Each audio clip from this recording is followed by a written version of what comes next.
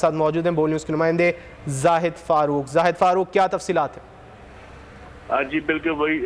جس طرح پہلے آپ نے تذکرہ کیا کہ جنرل ریٹائر پرویز مشرف جو ہیں سابق صدر پاکستان، سابق جوائنٹ چیف آف سٹاف اور آرمی چیف سابق جو تھے وہ انتقال کر گئے آج دبئی کے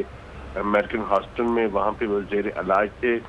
اور 99 میں جب انہوں نے اقتدار سنبھالا اور 2001 سے 2008 تک وہ صدر پاکستان رہے ہیں اور ان کا انتقال ہوا ہے اور ڈیڈ باڈی ابھی ہاسپٹل میں موجود ہے، ابھی ورثاء کے حوالے نہیں کی گئی، جس کے بعد یہ فیصلہ کیا جائے گا کہ ان کی تدفین کہاں ہونی ہے۔ تاہم جو ہمارے ذرائع نے اب تک کچھ بتایا ہے اس کے مطابق یہی ہے کہ ان کی تدفین جو ہے آرمی ہاسپٹل جو ہے، آرمی گریو یارڈ جو ہے راولپنڈی میں،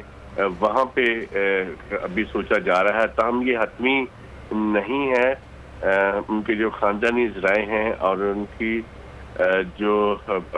پارٹی تھی آل پاکستان مسلم لیگ، ان کے ذرائع نے یہ کہا ہے کہ جب تک ڈیڈ باڈی حوالے نہیں ہوگی اس وقت تک نہیں کہا جا سکتا، چونکہ وہ دبئی میں قیام پذیر ہیں۔ بیگم صبا مشرف تھیں، وہ ان کے ساتھ تھیں، وہاں پہ موجود ہیں اور ان کے بچوں کے ساتھ یہ مشورہ کر کے اس کے بعد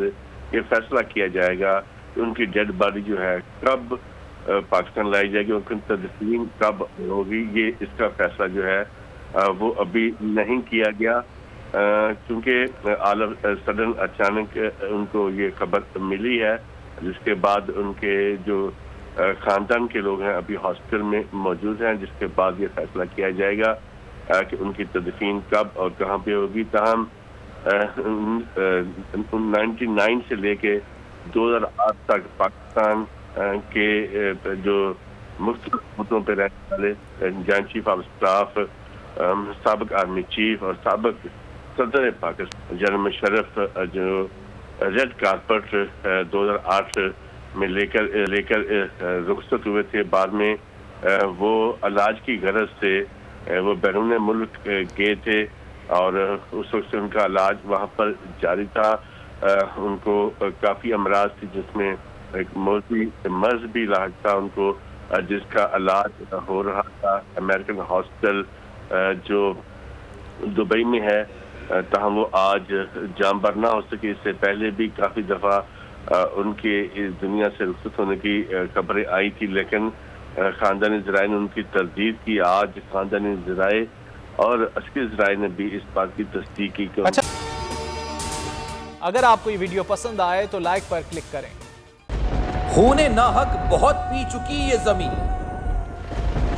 اب کوئی دن میں یہ خون اگلنے کو ہے، ختم ہو جائے گی یہ تماشا گری، وقت پلٹے گا روز جزا کی طرح، یہ جو پشاور میں تازہ لہو ہے بہا، ایک قیامت کرے گا فلک پر بپا۔ غم کی سلمناک گھڑی میں بول سانحہ پشاور میں شہید ہونے والوں کے لواحقین کے ساتھ